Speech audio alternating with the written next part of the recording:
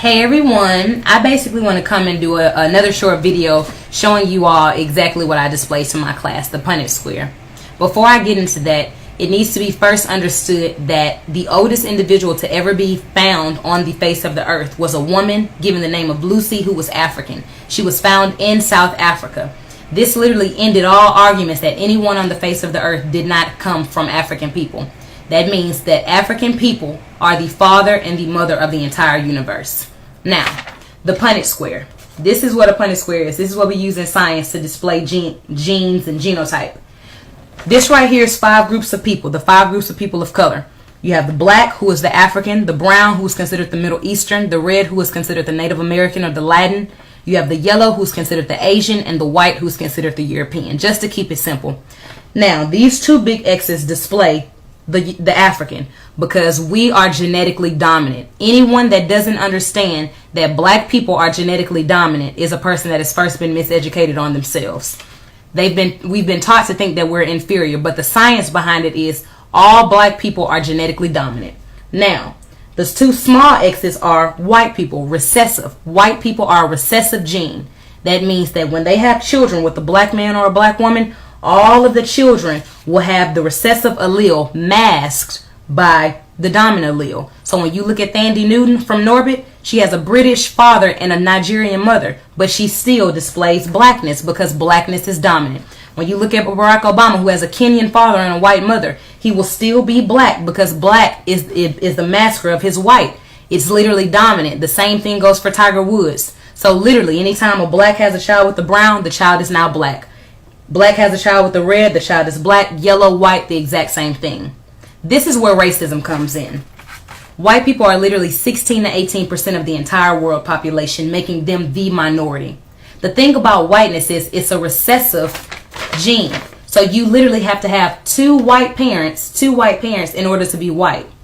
So when Dylann Roof says you're raping our women, what does he mean by that? He means that anytime a white woman has a child with a black man, those children are not white anymore, because in order to clarify as white, you have to be 100% white. Well, to the people that are already the minority, it is extremely important to hold on to the genetics that they already have, because their genetics are already recessive. So think about prison. Why are so many black men are in prison? Because if you're in prison, what are you not doing? You are not having children. Why does it seem so many black American men are turning homosexual? So many black women are lesbians. Because if you are lesbian homosexual, you are not what? You are not procreating your race. The basis of racism is white people understanding that if we do not kill black people at all times, that they will eventually kill us. So when you look at black men being pulled over by oftentimes European police officers, shot and killed for no reason, is because they subconsciously understand that if I do not kill him, that he's going to kill my children with his genetics. Racism is not simply somebody hating you because, you got this fly car, or because they don't want to see you do well. White people do not want to go extinct. So in order for them not to go to extinct, they created a system called racism, white supremacy, in order to kill black people. Black people because we show the strongest genetic variability. So when you go to Africa, you're going to see a lot of different diseases that target black people, because we have got to diminish your numbers if we have a chance of living and surviving. This is the reality of racism. So we've been taught to hate our skin. We've been taught to hate our lips. We've been taught to hate our wide noses. We've been taught to hate everything about blackness, because really we're dominantly strong.